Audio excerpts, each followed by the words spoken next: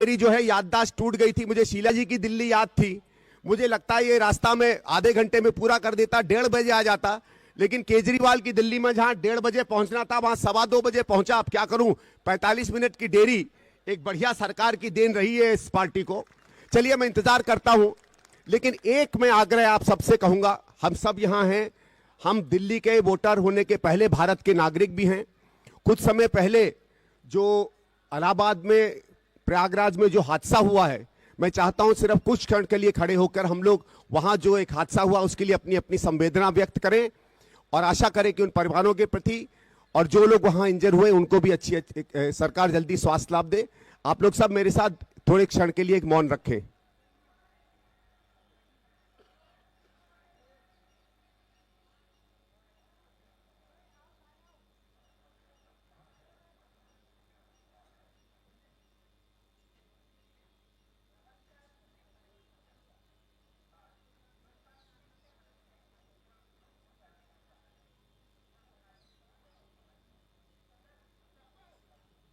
ओम शांति शांति शांति। मैं यहां मंच पर भी स्वागत करता हूं पवन जी का और सुप्रिया जी का।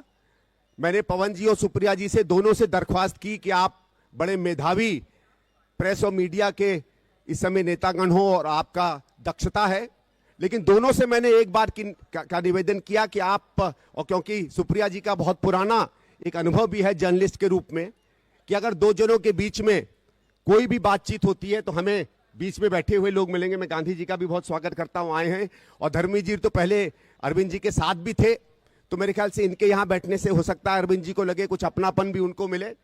पवन जी और सुप्रिया जी से मैंने निवेदन किया कि वो हमारे जब डिबेट होगी, और दोनों ने कहा कि बिल्कुल इंडिपेंडेंट होकर वो इस डिबेट के बीच में इंटरलोक्यूटर बनेंगे। तो मैं आशा करता हूं पवन जी आपका और सुप्रिया जी का टाइम लिया। शकील भाई आप आए हैं बिहार से, वीरेंद्र कसारा जी हमारे जिला प्रेसिडेंट हैं, वो तो सिर्फ इसलिए आए हैं कि भाई मैं कार्यकर्ता हूं, ये पीछे से देखेंगे कि कार्यकर्ता इनके कांग्रेस में मुस्तैदी से काम कर रहे हैं कि नहीं, तो हमारा संरक्षण करेंगे। मैं आप सबसे भी और यही आशा करता हूं कि हम और 5-10 मिनट इंतजार करें। अगर नहीं आदरणीय केजरीवाल साहब आते हैं तो मीडिया के हमारे बहुत से मित्र यहां हैं। पिछले कुछ समय से जो हमने सवाल उनसे पूछे हैं, जो ऐसे सवाल पूछे हैं जिससे दिल्ली के लोगों की जीवन को असर पड़ता है, वो फिर मैं यहां सवाल दोहराऊंगा और एक तरीके से स्वयं ही केजरीवाल जी की तरह आपको जवाब दूंगा, क्योंकि केजरीवाल जी सरकार के मुखिया रहे हैं। जो कुछ उन्होंने काम किया है उनके दस्तावेजों ने वो जवाब भी दिए हैं, और मैं तो यही आशा करता हूं कि जब मुख्यमंत्री आएगा और अपने अपने किए हुए कामों पर सवाल पर जवाब देगा तो अपने ही सरकार के दस्तावेजों के हवाले से अपने आप को सच या झूठ साबित करेगा। पवन जी आपकी सुप्रिया जी की इजाजत हो तो 10-1 मिनट और इंतजार करते हैं। आप सबसे भी निवेदन करूंगा कि 10 मिनट 15 मिनट और थोड़ा सा पेशेंस रखें। धन्यवाद।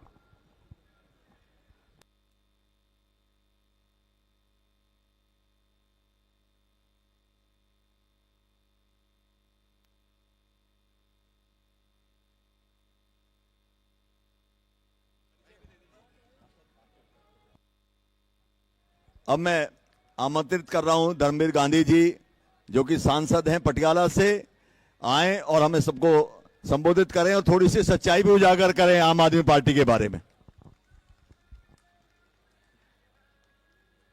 बहुत ही प्यारे दिल्ली निवासियों और हमारे यहाँ के उम्मीदवार कांग्रेस के दीक्षित जी, संदीप दीक्षित जी, और हमारे नेतागण, हमारे प्रवक्ता सुप्रिया श्रीनेत जी, पवन खेड़ा जी, और दिल्ली कांग्रेस के अध्यक्ष, और मेरे प्यारे दोस्तों, नौजवान दोस्तों, भाइयों और बहनों, मैं पंजाब से हूं, पटियाला से हूं, पटियाला से लोकसभा का मेंबर हूं, और आपकी जानकारी के लिए कहना चाहता हूं कि मैं अपने विद्यार्थी जीवन से लेकर अब तक लोगों के संघर्षों का साथी रहा हूं, एक सुंदर समाज बनाने के लिए कार्यरत रहा हूं, और मेरा 50 साल का जीवन डॉक्टरी, क्योंकि मैं पेशे से डॉक्टर हूं, डॉक्टर होने के नाते भी, समाज सेवी होने के नाते भी, और राजनीतिक चेतना के नाते भी लोगों के लिए समर्पित रहा है।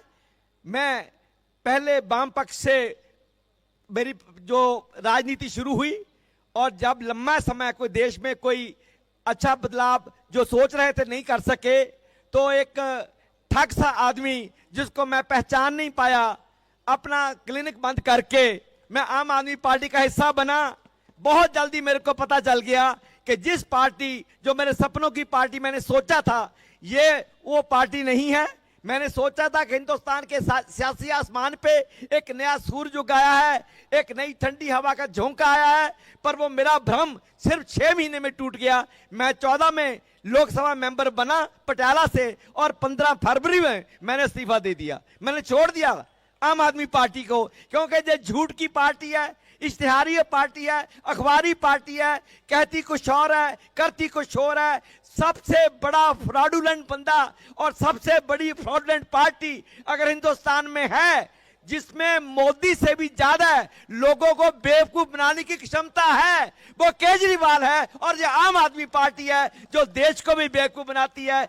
दिल्ली वालों को बेवकूफ बनाया, फिर दिल्ली को पंजाब को बेच दिया, पंजाब, दिल्ली के सपने पंजाब में दिखाए, पंजाब को बेवकूफ बनाया। आज पंजाब के लोग त्राही त्राही कर रहे हैं। अब लोकसभा का चुनाव हुआ था, 13 में से 6-7 सीटें हमने जीती, कांग्रेस ने जीती, और 13 में से 3 सीट सिर्फ सरकार होते हुए भी आम आदमी पार्टी जीत पाई। और आज पंजाब के हर क्षेत्र में आम आदमी पार्टी पूरी तरह बदनाम है। सारा खनन माफिया, भू माफिया, शराब माफिया, नशा माफिया, सबके सरगने ये आम आदमी पार्टी के जो नेतागण हैं, और वो हैं, और उनका सरगना केजरीवाल है, जो एक बार फिर दिल्ली के लोगों को अपने शिकार में फंसाना चाहता है। और बड़ी खुशी की बात है कि इस बार कांग्रेस पूरे दमखम से, और हमारे बहुत ही दक्ष और काबिल नेता संदीप दीक्षित जी, जो दिल्ली से चुनाव लड़ रहे हैं, नई दिल्ली से, वो हमारे सामने हैं, हमारे लिए चॉइस है। इस बार केजरीवाल के दंभ को, उसके झूठ को, उसके अखबारी इश्तिहारी चित्र को रद्द करने की, और जो देश को राजनीति की जरूरत है, दलितों के लिए, गरीबों के लिए, आम नागरिकों के लिए, जो हमारा धार्मिक सौहार्द है उसको बनाए रखने के लिए, और देश को पूंजीपति के हाथों बिकने के रोकने के लिए, अंबानी अडानी के हाथों में से जाने के लिए जो कांग्रेस पार्टी ने नई करवट ली है, जो राहुल गांधी जी के नेतृत्व में नई कांग्रेस का उदय हो रहा है, आओ उस कांग्रेस का साथ दें। आओ उस कांग्रेस को वापस, जो दिल्ली में जो स्थान इस ठग और इस मक्कार पार्टी ने हमारे से छीन लिया था, आओ स्थान को दोबारा फिर एक बार हम कांग्रेस के पक्ष में लाकर एक बार फिर दिल्ली को खड़ा करें, और नई दिल्ली को एक नई दिशा दें, एक नई प्रगति दें। जिस तरह शीला दीक्षित जी ने इस दिल्ली को सजाया था, संवारा था, बनाया था, आओ उसी तर्ज पे फिर इस 10 साल के जो दुष्ट शासन है उसको खत्म करके दोबारा कांग्रेस को सत्ता स्थापित करें, और देश को प्रगति के रास्ते, दिल्ली को प्रगति के रास्ते पे लेके जाएं। आपका बहुत बहुत धन्यवाद। Thank you very much. आप लोगों से एक सवाल पूछना चाहता हूं, 5 मिनट और इंतजार करें कि नहीं?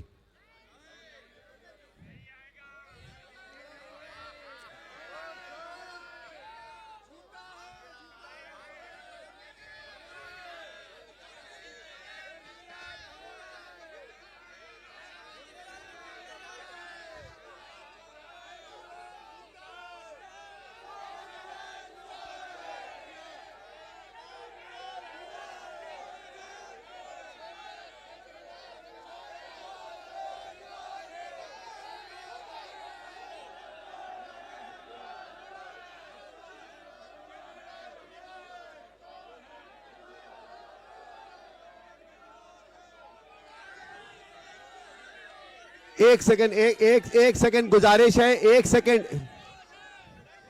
सेकंड गुजारिश है हमारे, एक सेकंड गुजारिश है हमारे यहाँ सीनियर नागरिक कुछ आए हुए कह रहे हैं आप 5 मिनट 3 मिनट और, तो मैं 2-3 मिनट और इंतजार कर लेता हूं अगर आप सबका हो।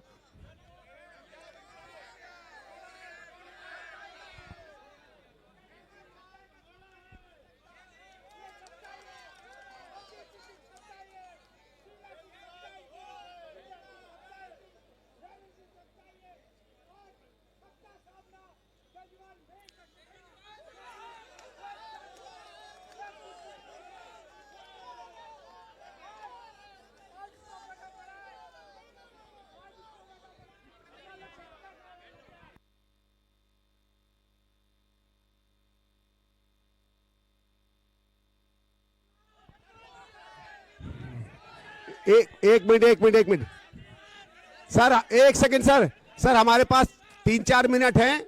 मैं शकील भाई से और अभय जी से दोनों से दरख्वास्त करता हूं कि 2-2 मिनट अपनी बात रख लें, उसके बाद हम लोग अपना इंतजार खत्म करेंगे।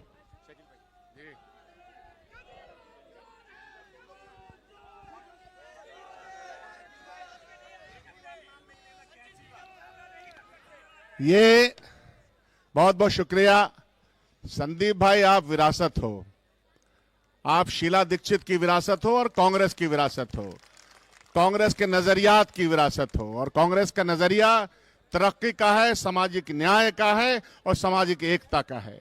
ये मंच भी मोहब्बतों का मंच है।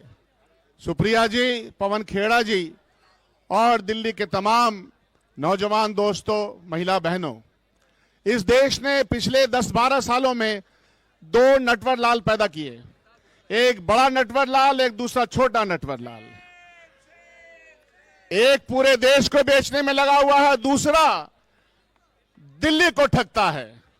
ऐसे लोगों से पाला पड़ा है। और आज संदीप भाई, मैं तो शुक्रगुजार हूं आपका कि जो आपने मेथड इस्तेमाल किया है। मुझे याद है कि 10 साल पहले शीला दीक्षित की जब बेहतरीन सरकार थी, तो घटिया तरीके से जो प्रोपेगेंडे की बुनियाद पे इस आदमी ने, इस ठग ने जिस तरह का काम किया था वो हमारे सामने है। आज आपने सही कहा कि उन्होंने जो लिखा है अपनी किताब में, जो अपने मैनिफेस्टो में लिखा, वही आप लेके आए हैं। और आप उसको आईना यह दिखाना चाहते हैं कि जो आपने लिखा है उसको आपने किस मुस्तैदी के साथ पूरा किया। गांव में कहावत है कि काट की हांडी बार बार नहीं चढ़ती। ताश के पत्ते की बुनियाद पर अगर कोई महल तामीर करोगे तो ताश के पत्ते की तरह वो बिखर जाएगा। दूसरे छोटे नटवर लाल, तुम्हारा ये महल उसी ताश के पत्ते की तरह बिखरेगा, बिखारा जाएगा। और हम दोस्ती वाले, अमन वाले, कांग्रेस वाले तुमको इसी बार पूरे दिल्ली में पटखनी करके दिखाएंगे, ताकि लोगों को पता चल सके कि प्रोपेगेंडे की बुनियाद पर चीजें नहीं आगे बढ़ती हैं। वो चीजें जब आगे बढ़ती हैं, जिसके दिमाग में तरक्की का नक्शा हो और जो विरासत काम करती है, वही आगे काम करेगी। आपने हमें वक्त दिया, आप सब लोगों का बहुत बहुत शुक्रिया। एक बार कहिए जय हिंद, जय हिंद। शुक्रिया।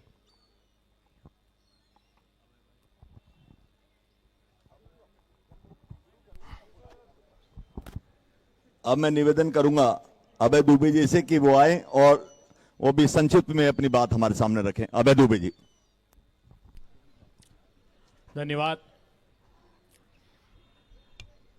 एक ऐसी राजनीति का उद्भव यहां होते हुए मैं देख रहा हूं जो गौरवशाली और वैभवशाली विरासत की प्रतीक है। जो कांग्रेस पार्टी, जो दिल्ली शीला दीक्षित जी के समय जिस दिल्ली ने स्वर्णिम काल देखा था, आज उस स्वर्णिम काल का प्रतिनिधित्व करते हुए संदीप दीक्षित जी हैं और वो कह रहे हैं कि भविष्य के दिल्ली का प्रशस्त मार्ग, प्रशस्त रास्ता मैं दूंगा।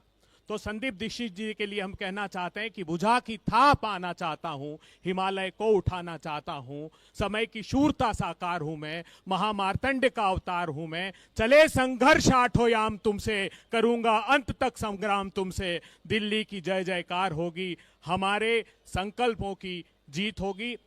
आज केजरीवाल जी से समूची दिल्ली इस सभा के माध्यम से पूछना चाहती है, अगर सचमुच एक काम भी इस दिल्ली के लिए किया होता तो आज साहस जुटाते और संदीप दीक्षित जी के सम्मुख यहां आकर इस बात को रेखांकित करते कि आपने बीते 10 वर्षों में क्या काम किया है।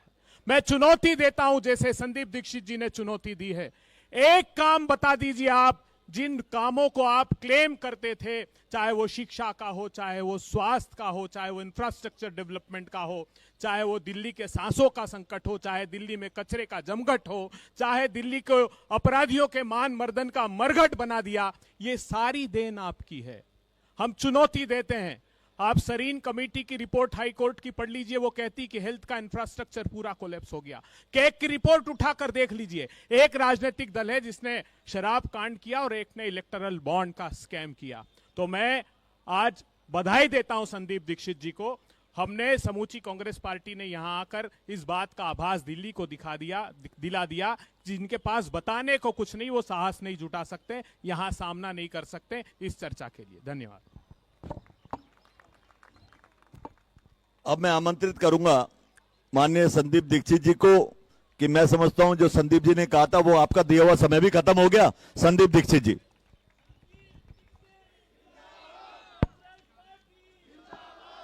बस बहुत बहुत धन्यवाद। हम लोगों ने 45 मिनट इंतजार किया हमारे पूर्व मुख्यमंत्री जी का, और पता नहीं वो आ नहीं पाए। मैंने तो बल्कि दिल्ली पुलिस को भी फोन किया, मैंने कहा कहीं दोबारा तो नहीं गिरफ्तार कर लिया, नहीं आ पाए हो। पता चला ऐसा भी कुछ नहीं है, क्योंकि वो बार बार कहते रहते हैं कि मुझे शाम को, सवेरे, दोपहर में, दिन चलते गिरफ्तार कर दिया जाएगा। अब क्यों ये भय उनके मन में रहता है वो तो वही जाने। चीनी वही कम खाता है जिसकी डायबिटीज होती है, बाकी किसी को परहेज नहीं होता है चीनी से। लेकिन वो केजरीवाल जी जाने वो किस चीज से घबराते हैं।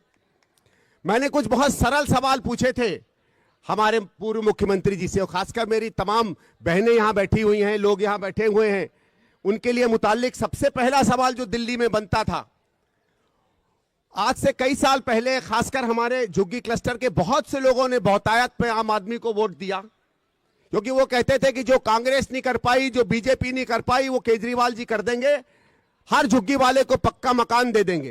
कहा था कि नहीं कहा था? तो हमने कहा भाई 10 साल बीत गए, हमारे झुग्गी वाले तो वही के वही हैं। 2013 में कांग्रेस ने 70,000 मकान बनाए थे।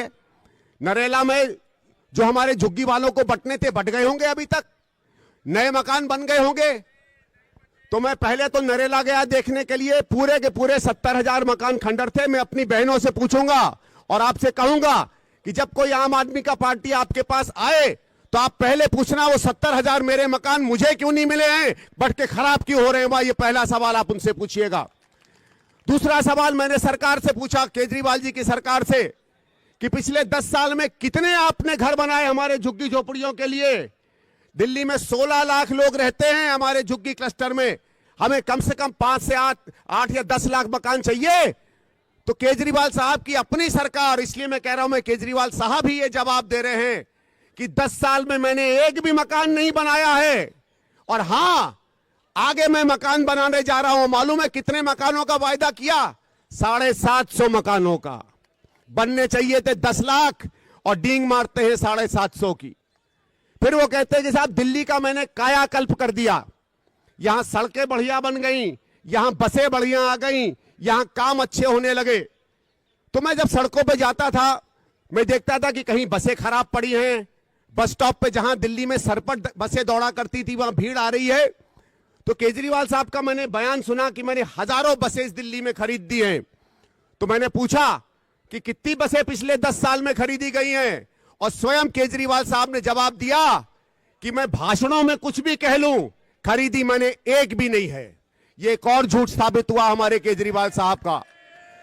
आपको याद होगा 2012-13 में हजारों हमारे कर्मचारी, खासकर हमारे टीचर्स, सड़कों पे घुमा करते थे कि हमें परमानेंट कर दिया जाए।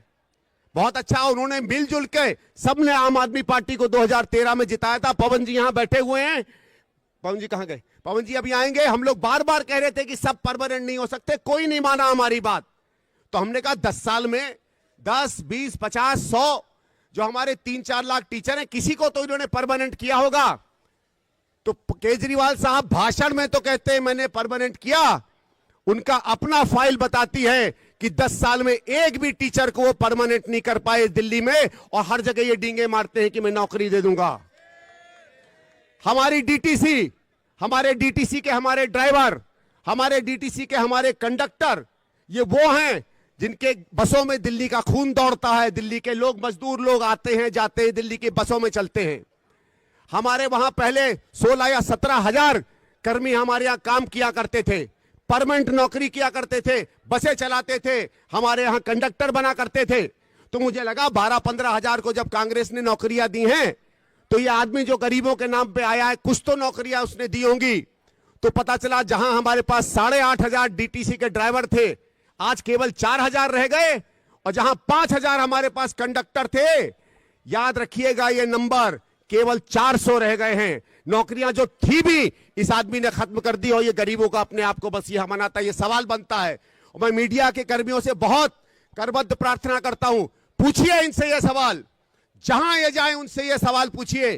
दिक्कत तो ये होती है, जैसे इस पोस्टर में लिखा है वही हुआ। हमको लगा आप जवाब दोगे, आपने तो हमें शराब दे डाली इस पूरे शहर में। यह यहां की दिक्कत है सबसे बड़ी। हमने यही केजरीवाल साहब से पूछा। आजकल केजरीवाल साहब जमुना जी पे बड़ी राजनीति करते हैं, तो जमुना जी साफ क्यों नहीं होती है, गंदी क्यों नहीं होती है? तब हमें पता चला इस दिल्ली की साफ पानी का अगर किसी ने काम किया था तो कांग्रेस की सरकार ने काम किया था। हमने यहां 30 बहनों से मैं खासकर कहना चाहूंगा, इस बात को समझिएगा।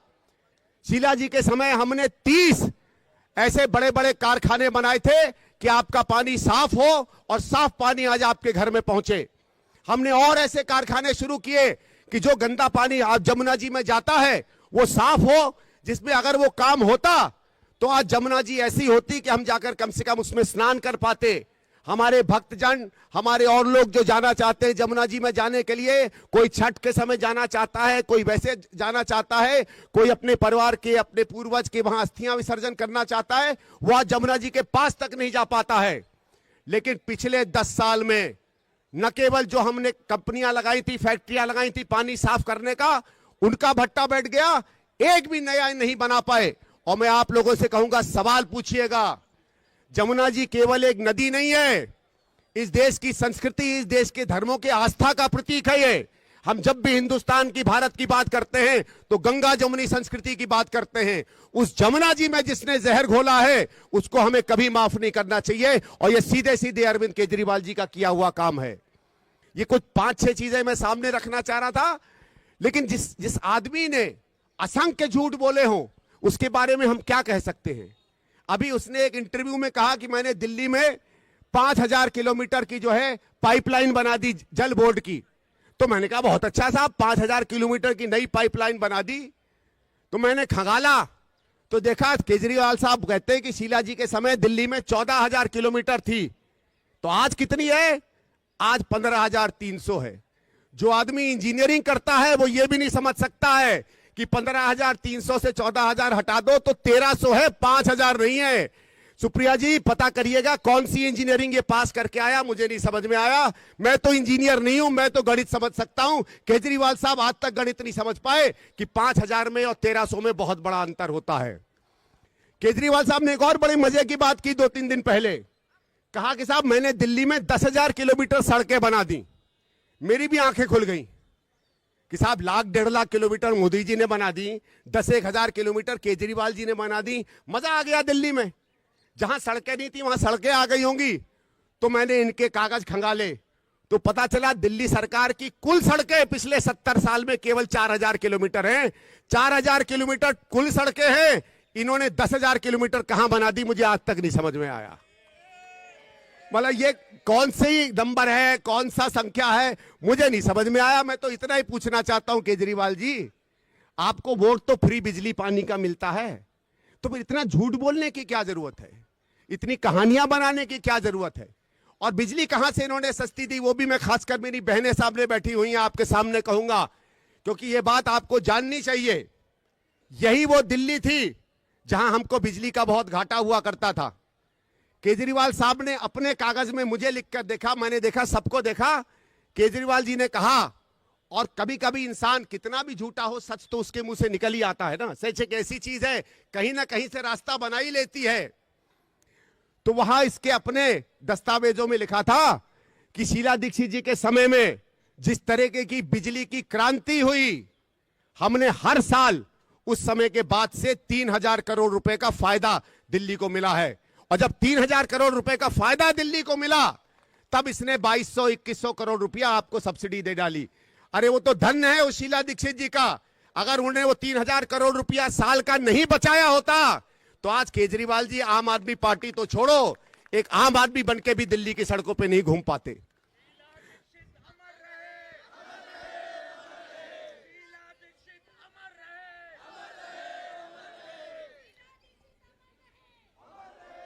अब 2 या 3 मिनट बच गए हैं।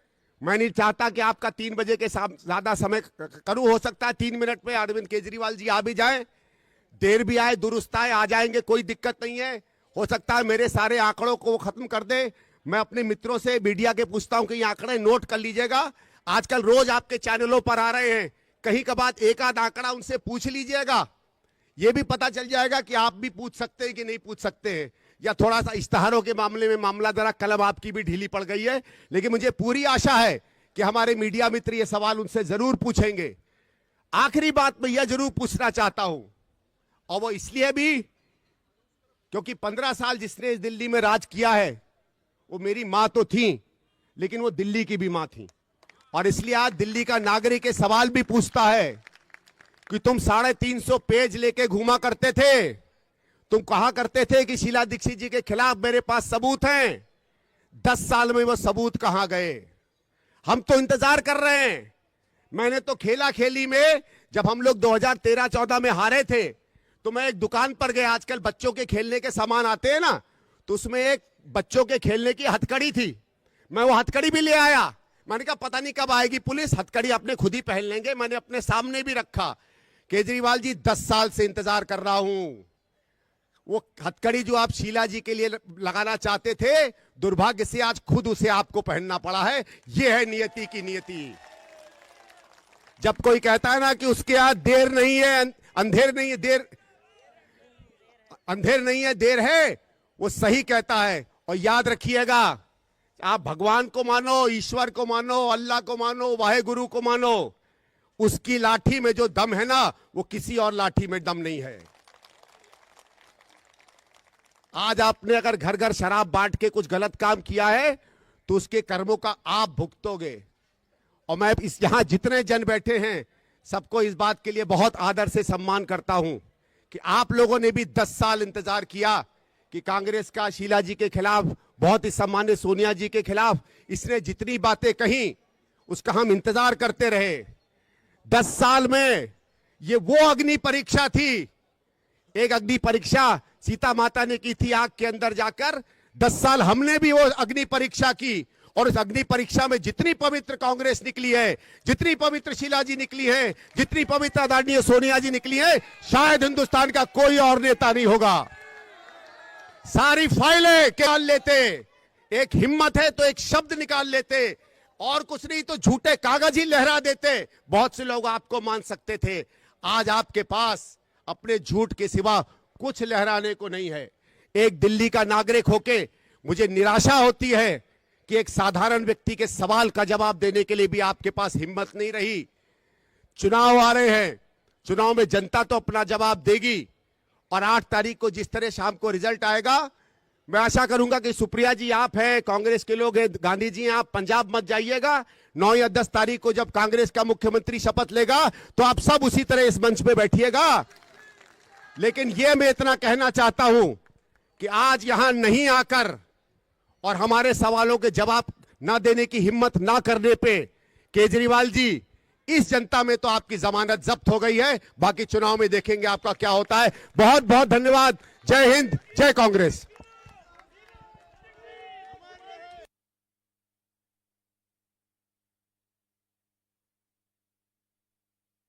वरुण भाई हैं? वरुण जी कहां हैं? अब मैं 1 सेकेंड सुप्रिया जी चाहता हूं, 2 मिनट। आप मेरी बहन की तरह हैं, 2 मिनट आप जरूर कुछ बात करेंगे वरुण भाई, उसके बाद आप सबका धन्यवाद करें।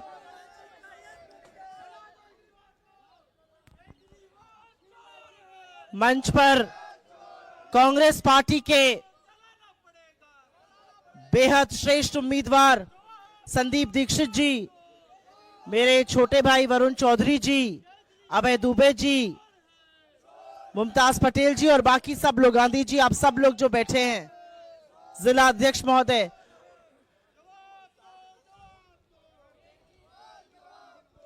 अरविंद केजरीवाल जी की हिम्मत ही नहीं हुई कि वो आकर संदीप दीक्षित के साथ डिबेट कर सके। और हिम्मत इसलिए नहीं हुई क्योंकि फर्जी वादे और खोखले दावे संदीप दीक्षित जी के सामने खड़े नहीं रह सकते थे।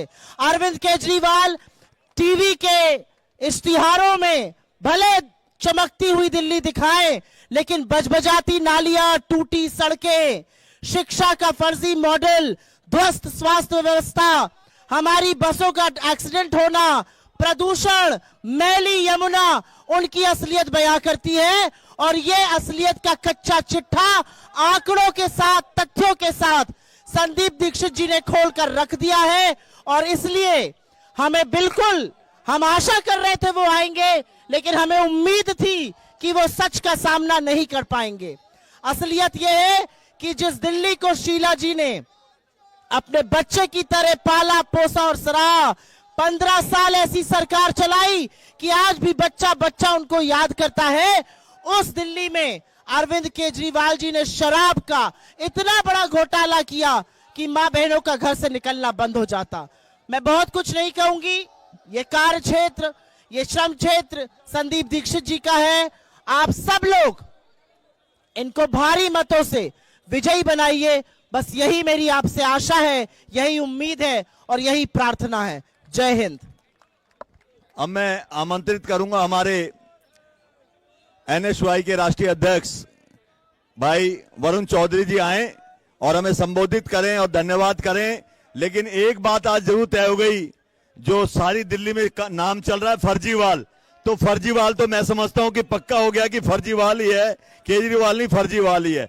अब मैं वरुण चौधरी से आवेदन करूंगा कि वहां हम सबको संबोधित करें और धन्यवाद करें।